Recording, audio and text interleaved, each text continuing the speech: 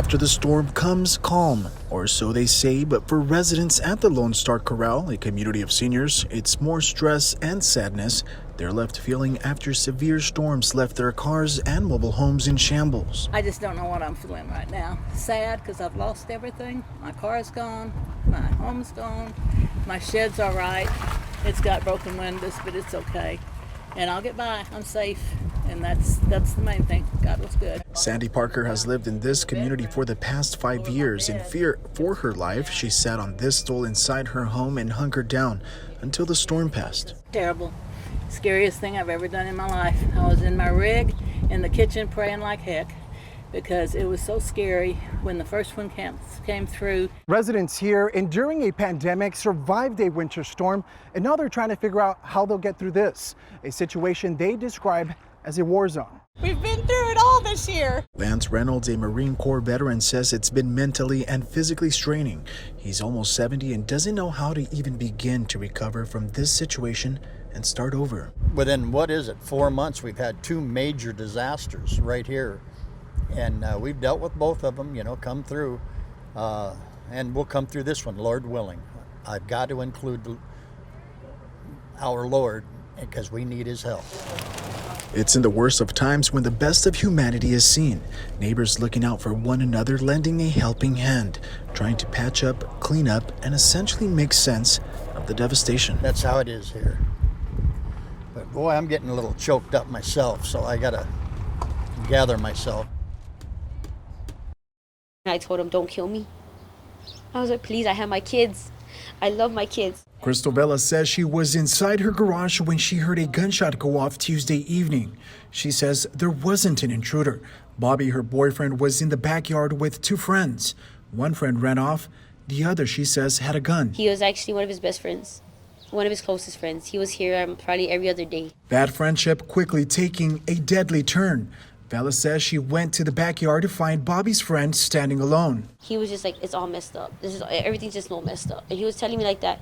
So I walked to the corner and I walked back and then I smell paint. Vela says the friend was spray painting their vehicles, even writing the words, "Who's next?" on the hood of Bobby's truck. And that's when it clicked to my head, like, Bobby's in the shed. I just knew it. Vela says she then ran to the shed, making a disturbing discovery. So I run and I see Bobby on the floor, but I see his boots spray painted and I see his face spray painted. And I grab him and I'm like, baby, wake up. Baby, get up. Bobby. She says she tried to run out of the shed as the suspect took aim at her. She managed to get a hold of a gun and fired back as well. Vela says police arrived soon after. They told him a lot of times to put his gun down, to stop shooting at them, to put his gun down. They tried to give him the chance to have him live, but he didn't want it. The demand for the vaccine is still out there in the community. There is still a high demand for the vaccine, but the manpower to deliver the vaccine is declining. When the vaccine rollout started at the Alamo Dome in December, there were about 90 volunteers per shift per day. That amount decreasing significantly. Today we had about 25 this morning, and about 13 in the afternoon. WildMed Center's experiencing the same decline in helping hands and say it's been this week in particular that they've been short on volunteers. We've had a really steady stream of people willing to help, but for some reason for the past 5 to 7 days, we've seen a decline there.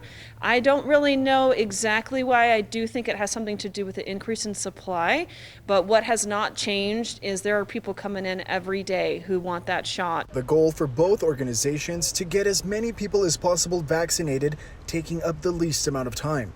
Pratt says they want their clients in and out within 25 minutes. Without that sufficient amount of people power, we can't meet that goal. And we want everybody in and out in a safe and effective manner, and it takes a lot of people to do that. Volunteers also calling for more volunteers. It's really not that hard. You just have to go on the city's website and they'll give you a link and everything to that.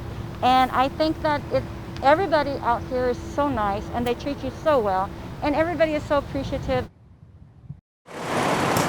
I think, when you go through something like this, one, you never think it's going to be your family. Lifelong San Antonio resident Alfredo Hernandez recently celebrated his 73rd birthday in February. He was a proud janitor, a beloved father and grandfather, his family devastated by the tragic loss. It was a pretty chaotic scene and chaotic moments in our family. Hernandez lost both legs and was wheelchair bound. Booth says her grandfather's health was deteriorating. He was home alone when the fire broke out Tuesday.